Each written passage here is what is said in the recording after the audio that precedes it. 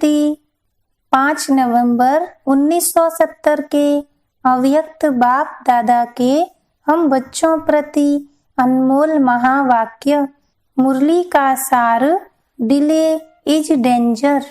बाबा ने कहा, हर एक अपने लाइट और माइट को देख परख सकते हैं। अपने आप को परखने की शक्ति अपने में अनुभव करते हो। अपने को अब तक पुरुषार्थी मूर्त समझते हो, व साक्षात और साक्षात्कार मूर्त भी समझते व अनुभव करते हो व समझते हो कि यह अंतिम स्टेज है। अभी अभी आपके भक्त आपके सम्मुख आए तो आपकी सूरत से उनको किस मूर्त का साक्षात्कार होगा? कौन सा साक्षात्कार होगा? साक्षात्कार मूर्त सदैव संपूर्ण स्थिति का साक्षात्कार कराएंगे। लेकिन अभी अगर आपके सामने कोई आए तो उन्हें ऐसा साक्षात्कार करा सकेंगे? ऐसे तो नहीं कि आपके पुरुषार्थ की उतराई और चढ़ाई का उन्हें साक्षात्कार होता रहेगा। फोटो निकालते समय अगर कोई भी हलचल होती है तो फोटो ठीक निकलेगा। ऐसे ही सदैव हर सेकंड ऐसे ही समझो कि हमारा फोटो निकल रहा है। फोटो निकालते समय सभी प्रकार का ध्यान दिया जाता है। वैसे अपने ऊपर सदैव ध्यान रखना है। एक एक सेकंड इस सर्वोत्तम व पुरुषोत्तम संगम युग का ड्रामा रूपी कैमरे में आप सभी का फोटो निकलता जाता है। जो यही चित्र फिर चरित्र के रूप में गायन होता आएगा और अभी के भिन्न भिन्न स्टेज के चित्र भिन्न भिन्न रूप में पूजे जाएंगे।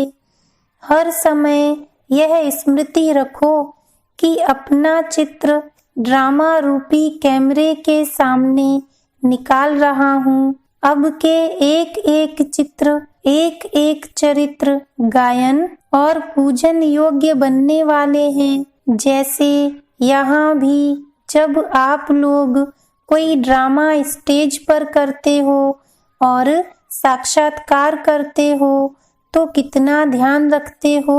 ऐसे ही समझो बेहद की स्टेज के बीच पार्ट बजा रही हूँ व बजा रहा हूँ। सारे विश्व की आत्माओं की नजर मेरी तरफ है। ऐसे समझने से संपूर्णता को जल्दी धारण कर सकेंगे। समझा? एक स्लोगन सदा याद रखो जिससे सहज ही जल्दी संपूर्ण बन सको। वह कौन सा स्लोगन याद रखेंगे? बच्चों ने कहा जाना है और आना है।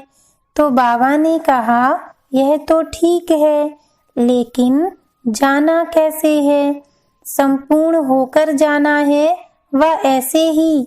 इसके लिए क्या याद रखना? Delay is danger.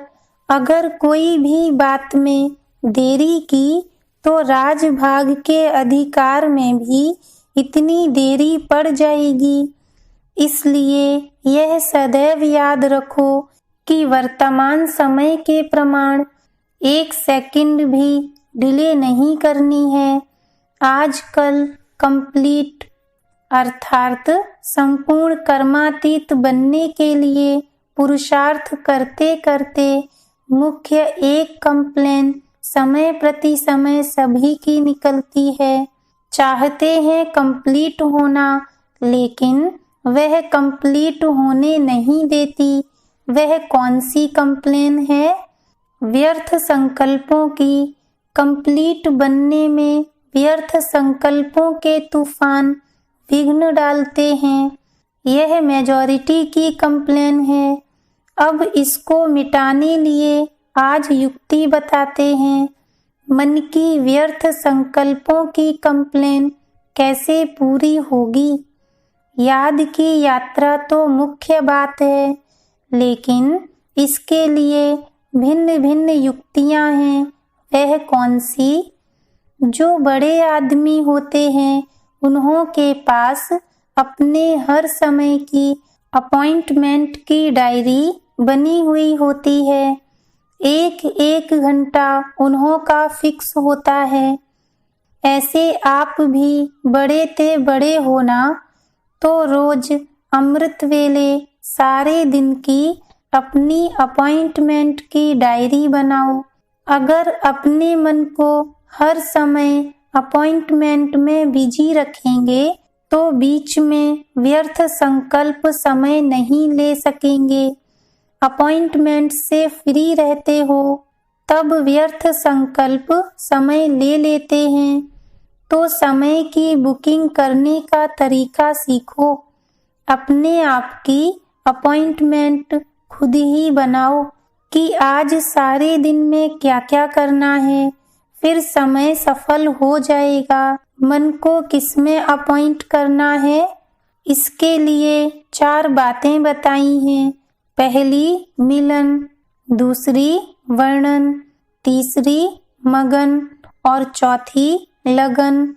लगन लगाने में भी समय बहुत जाता है ना, तो मगन की अवस्था में कम रहते हैं। इसलिए लगन, मगन, मिलन और वर्णन। वर्णन है सर्विस, मिलन है रूह रूहान करना। बाप दादा से मिलते हैं ना, तो इन 4 बातों में अपने समय को फिक्स करो। अगर रोज की अपनी दिनचर्या फिक्स करने लिए अपॉइंटमेंट सारे समय की फिक्स होगी तो बीच में व्यर्थ संकल्पों को डिस्टर्ब करने का समय ही नहीं मिलेगा। जैसे कोई बड़े आदमी होते हैं तो बिजी होने के कारण और व्यर्थ बातों तरफ ध्यान और समय नहीं दे सकते हैं। ऐसे अपनी दिनचर्या में समय को फिक्स करो।